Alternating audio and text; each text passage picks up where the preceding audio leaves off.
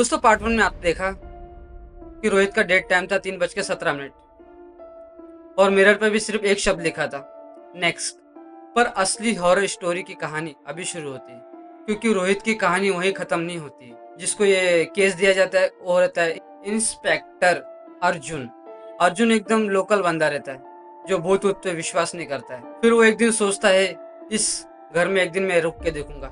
पहले दिन सब नॉर्मल रहता है, पर उसको मिरर के पीछे एक डायरी मिलती है जिसमें लिखा होता है, अगर कोई ये पढ़ रहा है तो समझ जाओ वो मारती ही नहीं, शरीर में घुस भी जाती है। अर्जुन को एकदम अजीब सा लगा। डायरी के नीचे एक नाम बार बार लिखा, मीरा। रिकॉर्ड चेक किया तो 6 साल पहले एक लड़की रहती थी जिसका नाम था मीरा। उसकी डेट टाइम भी 3:17 थी। केस सुसाइड था, पर बॉडी के फोटोज में एक बात तो कॉमन थी, गर्दन एकदम उल्टी घूमी हुई थी। अर्जुन को याद आया कि रोहित की बॉडी भी वैसी ही थी। तभी अर्जुन के फोन पर एक मैसेज आता है अननोन नंबर से। उसमें बोलती है कि तुम मुझे ढूंढ रहे हो। टाइम देखा तो 3:17 हो रहे थे। अचानक घर की लाइट बंद हो गई और मिरर एकदम कड़क हो गए और मिरर के बीच में एक भयानक सी आंखें आई। मीरा की एक आवाज, इंस्पेक्टर तुम मुझे सच में देखना चाहते हो?